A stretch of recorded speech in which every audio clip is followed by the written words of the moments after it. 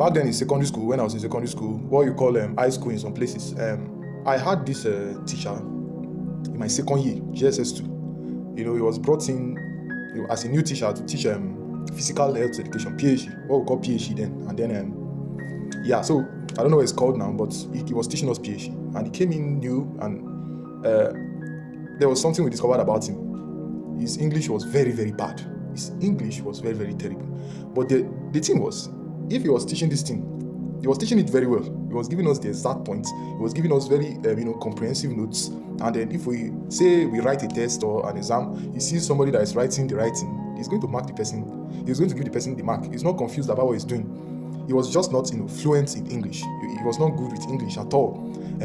But then, because of that, because of his, battle with the English language, we kind of, revolted, like, this man cannot speak English, and we're always complaining to the school authorities, then, the rector and every other person, like, this man, we don't want him to be our teacher because the English is very, very bad.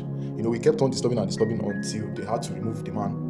And then, the school management was polite enough not to sack the man. I think they just changed this, whatever he was doing, they changed him to the library or lab, I can't remember. I think it should be the library.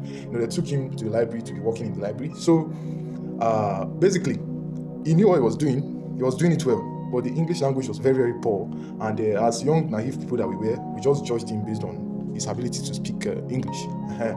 But even when they removed him, there were some matured people in our midst that were like, but the guy knew what he was doing. I can still remember one of my classmates then, he's now a Catholic priest. He was like, no, but the man knows it, and he knows it, but the English is bad and all that, he knows it. Some of us realized he actually knew it, but the English was poor. And that is a general problem in Nigeria. A man speaks flawless English, his accent is polished, his grammar is perfect, people immediately assume he's intelligent. Then another man that struggles with English, his sentences are rough, his pronunciation is imperfect, people immediately assume he's less intelligent. But here's the question: what if the first man is just fluent, he's just fluent, and the second man is actually wiser? In Nigeria, we often confuse language ability with intelligence, and the two are not, the same thing at all. The two are not the same thing. Just think about it. A child who speaks English fluently is praised. Back then, it was a very common thing. I had people who were always correcting my, Igala accent, and like, that's not the way it is. But that's who I am. You understand? So, like then, but a child who speaks better English is always, kind of like exonerated, like it's, So a child who struggles is ridiculed. There was a lot of ridiculing when I in my environment where I grew up, and where I grew up is a native town.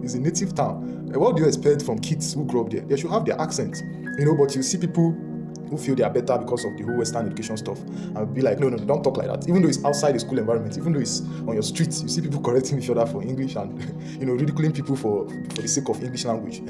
So students laugh when someone mispronounces a word. People become embarrassed by their accent. Some people even avoid speaking publicly because they fear being judged. Why? Because English has become more than a language. It has become a status symbol, a class marker, a social signal. And once something becomes a social signal, people start attaching meaning to it. English begins to represent education, begins to represent intelligence, and intelligence begins to represent, human value. But somewhere in that chain, a mistake was made, because language is a tool, not a proof of wisdom, not proof of character, not proof of understanding. A trader in the market may understand negotiation better than a university graduate. That one is even his facts. These traders in the market, they know how to run their shit without too much English. And you that has graduated, you are there and clueless. Fela will say you get sense and common sense, but you know wise at all. A farmer may understand economics, weather pattern, risk management, and long-term planning better than someone who has a master's degree. An artisan may solve practical problems every day. Every day, normal problems. He solves problems every day the kind of problems that can confuse normal people with formal education. You understand? Yet many Nigerians, automatically place them lower on the intellectual ladder. Why?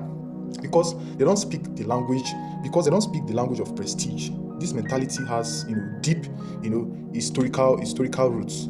During the colonial rule, English became the language of administration. You understand? The language of the government, the language of elite education, the language of opportunity. If you spoke English well, if you could speak English well back in the days, doors just open for you. Doors open. If you didn't, opportunities became limited. Over time, English stopped being just a communication tool. It became a passport to social mobility. And because of that history, many Nigerians inherited a powerful, psychological association. English equals intelligence. But reality is more, It's more complicated than the idea that English equals intelligence. Reality is more complicated than that.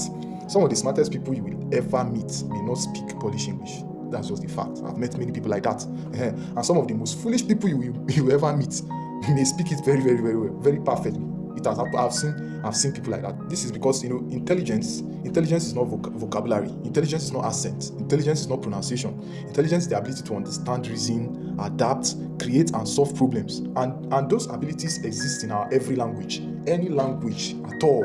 You can use all the languages in the world to do what English is doing. Yes, I saw some time ago that a guy translated, physics textbook, or he wrote physics textbook in Igbo language. There's a lady I come across on TikTok that teaches physics in Hausa language. So that's just the way it is. Anything that English can do, other languages can do. You just have to believe in those other languages. You understand? Yet, society often rewards performance over substance. That is why someone can use complicated grammar and sound intelligent, while almost doing nothing, while almost saying nothing. Meanwhile, other persons may speak simple language and communicate profound truth. But because we are trained to listen for class signals, we sometimes miss the substance entirely. We hear the accent, we hear the grammar, we hear the polish, we stop actually evaluating the ideas that are coming out of this person's mouth. This affects more than conversation. It affects confidence. Many Nigerians grow up feeling intellectually inferior simply because they are not fluent in English. They become afraid to express themselves, afraid to ask questions, afraid to participate, not because they lack intelligence, but because they lack confidence in a particular language. And that's a tragedy, because a society loses countless voices when people begin confusing eloquence with wisdom. And the goal is not to reject English at this point. The goal is not to reject English. English is useful. It connects people across cultures. It creates opportunities. It opens doors. The problem is when language becomes a measure of human worth. When accent becomes, a thing of hierarchy. When fluency becomes superiority. A healthy society values communication, but a wise society values understanding. And those are not always the same thing. And the next time someone speaks broken English, ask yourself, am I listening to this person's grammar, or am I listening to their ideas? Because sometimes wisdom arrives wearing an accent we were taught to ignore. Peace and love.